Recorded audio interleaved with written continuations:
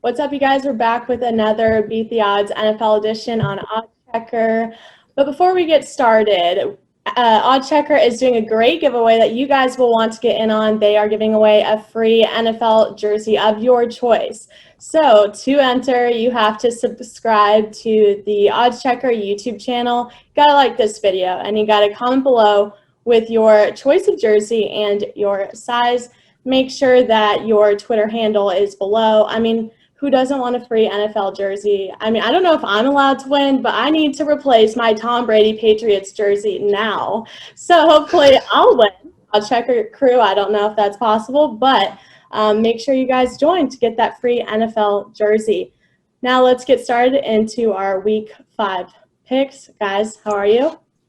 Doing okay. Went 3-2 last week, so I'm okay. But the pick of the week didn't come in. Sadly, the Vikings. I couldn't keep that well alive. It's dried up on me. Betting the Vikings well has dried up finally, but not too bad. I think it's pretty funny though. Is that did you need the Bucks to play the Patriots now to like go like, okay, now I got to replace the Tom Brady jersey? Like, was that like some finality for you? I needed like some closure, you know? Yeah. And I think like I had that closure, and I'm just like, yeah, he's long gone. Like, gotta let go, you know? Now we got cross off the 2, put a 0 there for number 10 now, and then get a Mac Jones jersey. That's all you got to do. I mean, at least Mac Jones from Alabama, so I've already been a huge fan of him, so it's fine. Easy transition.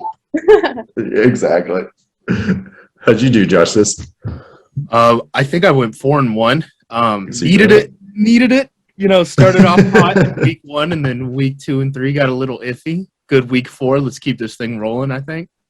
Yeah, I know. I just got to chip away. Like, all right, I'll start. And I like this week is we were just talking about 5 minutes ago. Justice is like it's. You want these teams to take care of business, but that's what's scary is that you just don't know if they can. And after I'm going to overextend myself after I went against my usual MO and I bet on the Thursday night game last week and I won. And so now I'm feeling really full of myself. I'm going to do it again. And again, I'm going to go with the road team. I'm going to go with the Rams -2 at the Seahawks for Thursday night. Opened at, I think, -1. Is now at -2 when I checked this morning. And I just think that the Rams are a better team at this point in time. It's a Thursday night game. Really, anything can happen. And it's a divisional game. But I just do think that the Rams just had a weird game. Stafford missed some throws, but they still are a really good team on offense. And I think their defense, while they've taken a step back from last year, is still a good defense. Kyler Murray just played out of his freaking mind. So I'm going to go with the Rams -2 just because I don't fully believe what the Seahawks are yet. I think they're not a bad team. They're a pretty good team, but I think the Rams are a better team.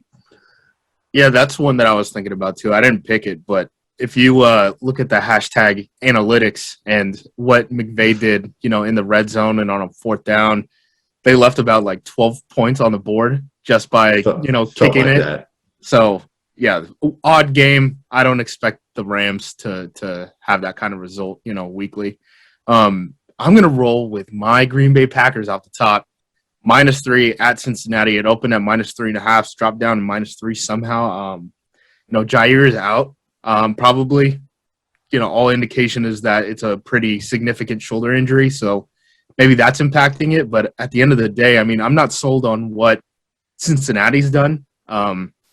Looking bad against that Jacksonville team in the first half, not a great sign. And then, beating Pittsburgh, I mean, what does that really do? So that's the last 2 games that with TJ Watt out. Right, exactly. Yeah. So, yeah, looking at that Cincinnati's slate, I mean, I don't think they necessarily play like a 3-1 team, and then Aaron Rodgers is still an Aaron Rodgers, bud. So I'm going to go with Green Bay there -3. I just think they're a better team, top down. Green Bay's had some injuries, but it seems like they're able to overcome them. And I'm going to get to that game in a little bit, but yeah, I think I see it very similar to what you are, how you're seeing it right now. I'm going with another road team, and this is another NFC West battle actually, but I'm going to go with the 49ers +5.5 at the Cardinals. This is as much as whatever the 49ers are doing at QB. I think the rest of their team is actually pretty good. Like their run game is fine right now. They're figuring it out what they want to do. It's a lot of stuff against the wall right now, but I do believe that defense, especially the defensive front, they give Russ and the Seahawks some issues last week, and I think they've given a lot of teams issues up front. I think the Cardinals right now, it's Kyler. It's as far as Kyler carries them, and as far as his little pixie dust can carry that team, and right now it's working. But I think they're more of a high variance team that it has dodged some bullets so far. They're not a bad team or anything. I have been lower on them, but I do think they've dodged some bullets so far. But I think right now in a divisional game against a team that has the personnel that needs a win, maybe if Trey Lance gets a full week of practice with a game plan with him, I think maybe the 49ers keep this close, try and make it ugly, and stay within this game and keep it within five points. They're going to need to try to complete some balls. It's looking a little rough. It's looking a little rough. I'm surprised. And then, Shanahan's like, hey, he's not ready yet. That's why he's QB2. You traded for Jimmy Garoppolo and had him ready like within a month. So yeah, we're trade the farm for Trey Lance, and all of a sudden you're going, oh, he's not ready. It's like you're trying to get him to start week 1. What do you mean? Yeah, well, I know. Something's curious get him ready. There. You better get him ready. So my second game, another road favorite. Tennessee Titans -4 at the Jacksonville Jaguars. You picked the Jags. They barely covered after that collapse, the second half last week. My whole thing was, hey, Urban Meyer, first short week of this season. I don't know if he's ready for the NFL. And boy, oh boy, did he have a week. Not great. I mean, you read all the stuff on Twitter right now. Everyone seems to have a source in Jacksonville that is like, things are not good in-house. They are having meetings, and they are not about the Tennessee Titans. That is never a good sign. I think Tennessee needs, like, a huge get-right game. I mean, Tennessee, I think everyone's expectations were a little higher than ours coming into the season. Nate and I talked off air about how, Tennessee, just so many just guys who played snaps for the Titans are no longer there. And I know they just see, A.J. Brown, Julio Jones, Derrick Henry, like this offense is going to be crazy. But then you look at this offensive line now and you're like, they can't do the same things that they used to be able to do. But with that being said, I mean, someone's got to win the AFC South. It is them or the Colts at this point, because like we're ruling out the Jags. We're ruling out the Texans right now that Davis Mills is starting game. So, like, Tennessee's got to get this together, and it seems like Jacksonville is just waiting to get punched.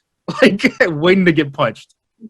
That's what it seems. I'm on this is one of my games as well. This was going to be the next one I did. I'm the Titans -4 as well at the Jaguars for exactly what you said. I think there's some off-field stuff that is affecting this game. And honestly, the Jaguars, up until this point, if Trevor Lawrence wasn't playing how he plays, even with this statistically it doesn't look that way, honestly, he's keeping this team from being considered one of the worst NFL teams we've ever seen. Like, honestly, that's how bad they played and how poor they played. They look poorly coached. They look lethargic. It's just they don't look good. And now they've had more stuff, more anti-fuel put on the fire. And just what you're saying with the Titans, hopefully, they get one of the receivers back with Brown or Julio Jones.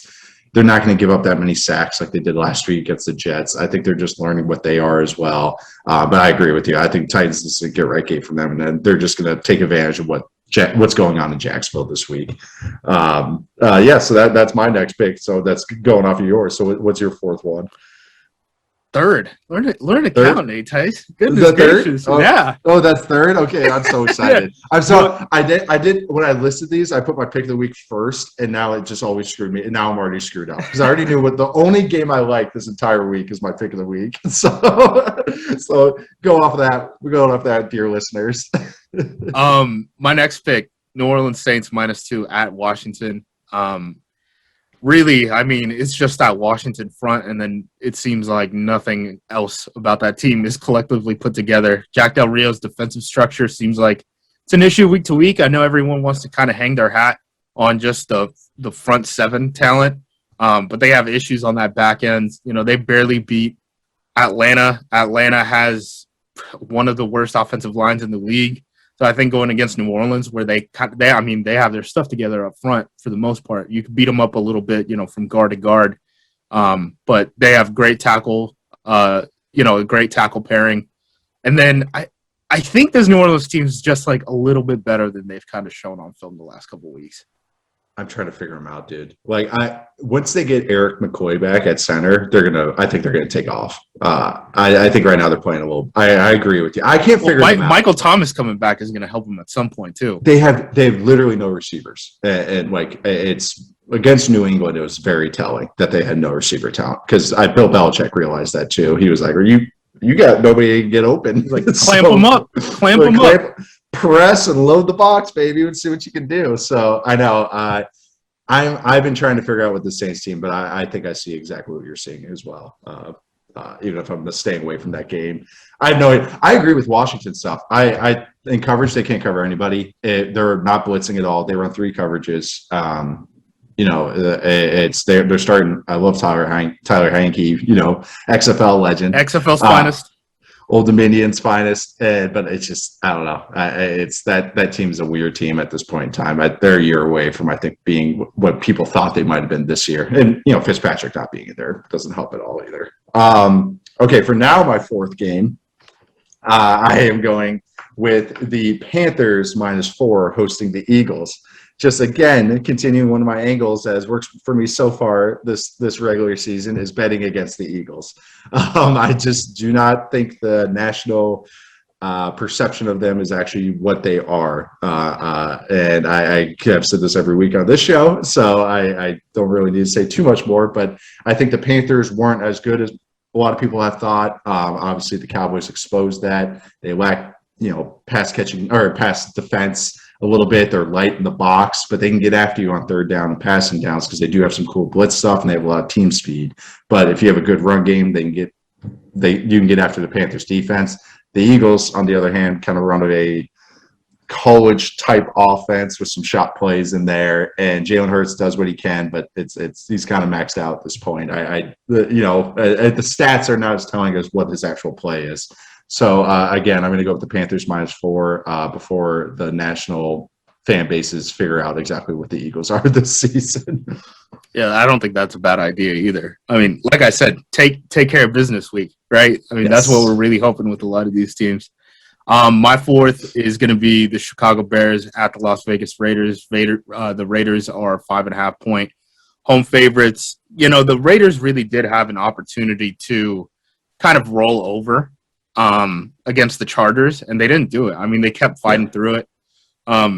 There were some questions about this Raiders team, right? Like, that offensive line isn't as good as it used to be. That defense, okay, they, for the most part, play like stock cover 3, match 3 stuff, which, Gus Bradley's going to do that, and they've gotten huge production out of their pass rushers.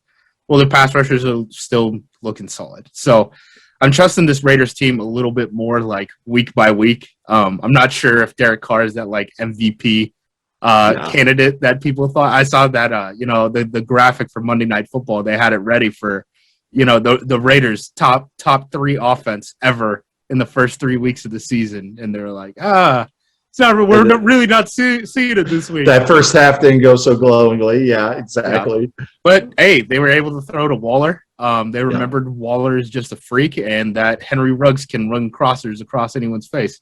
So that helps. I think we're probably going to see. We're probably going to see that. Kaylin's like, I've seen that once or twice. I know.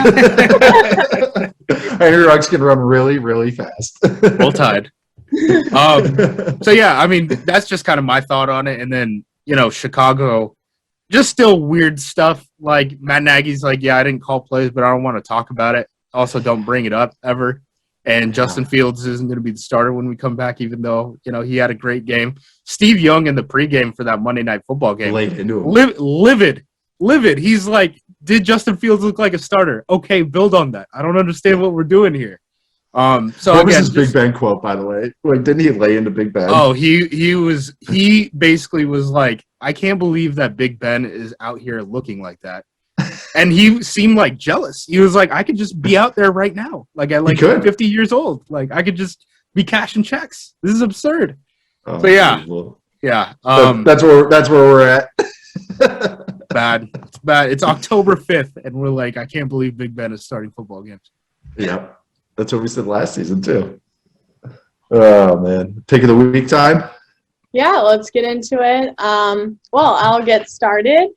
So this week I'm doing Dolphins Bucks game. Yeah, Dolphins, I've just kind of lost all hope in. Not looking too hot this season. So bad loss against the Colts, an injured Colts team. Brian Flores should know how to defend a Brady run offense, but like I said, I don't have very high hopes for Miami for the rest of the season. So I like Tampa Bay -10 this week. I almost picked that one as well. So, but I for my pick of the week as well, because I think I see it the same. But I think the Dolphins are pretty bad, but they can't really score any points. My pick of the week though is actually what I'm agreeing with what Justice had.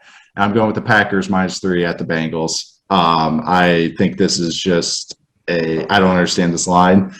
Even with the Packers being injured and being banged up, I just think they are a better team. And they also just have Aaron Rodgers right now playing extremely well. And then the Bengals are playing the best version of themselves, but they have gotten lucky in a couple games.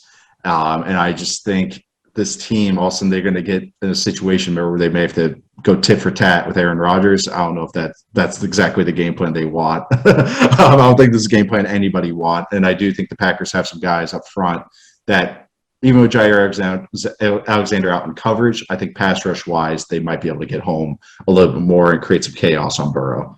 So I'm going with the Packers -3. Yeah, they're going to have to figure out, if they want to win that game, they're going to have to figure out how to get Joe Burrow and Jamar Chase to execute better than Aaron Rodgers and Devontae Adams. That's a tough ask. That is a tough ask. Well, that's the thing too, is the Bengals actually, like, their run game hasn't been bad. Like, their run game's actually solid, but they refuse to do it because they're like, well, we got our #1 pick and we got Jamar Chase and we got to go empty. We have to go empty. We have to go empty. We have to. So I'm betting that they are going to get too cute for themselves against Aaron Rodgers and it'll just blow up in their faces. Yeah. My pick of the week, I'm actually agreeing with one of your picks, Nate. Hey. The Philadelphia Eagles at the Carolina Panthers. The Carolina Panthers 4-point home favorites. So this would assume that the Panthers are really only 1 or 2 point better than the Eagles on a neutral field. That doesn't really make sense to me. This Philadelphia Eagles team, I still have so many questions about how that offense operates. Brandon Graham going down for them still hurts. Yeah. The Carolina Panthers really didn't play anyone the first couple weeks of the season, which is why I was big time wait and see with them. I know their defensive stats were nuts, but they basically played one NFL wide receiver. So I wasn't too worried about them until they matched up with the Dallas Cowboys. I thought they held up fairly decently. I mean, Dallas was just clicking on all phases, and when they're going to get 2 picks from Diggs, I mean, that's something hard. That's something that's hard to overcome. Sam Darnold, NFL rushing touchdown leader. I was not expecting that. Best red zone weapon in the NFL. That's Sam Darnold. The thing with Carolina too is it's not necessarily that Sam Darnold's throwing these great deep balls or anything like that. It's just every route that Carolina runs, their guys are catching these balls on the run. So it's not only we're just completing this ball. We're completing this ball and it's Robbie Anderson or DJ Moore and they're catching it on the run full speed and it's just hard to handle. So I think Carolina's got enough moving routes. Yeah, no, right. I completely agree. I think Carolina's got enough firepower offensively that they can just beat down this Philadelphia Eagles team when push comes to shove. So that's my pick of the week. Awesome. Love it. Love when we're on the same side. It never blows up in our face. Oh, never. Never ever. All right. Well, I think that's all for week 5, Beat the Odds NFL edition. And just so you guys know, again, Odds Checker is doing a free NFL jersey giveaway. So to enter, you need to subscribe to the Odds Checker YouTube channel, like this video, comment below with your jersey of choice and your size. Make sure your name or, your Twitter handle is there so you get a chance to win.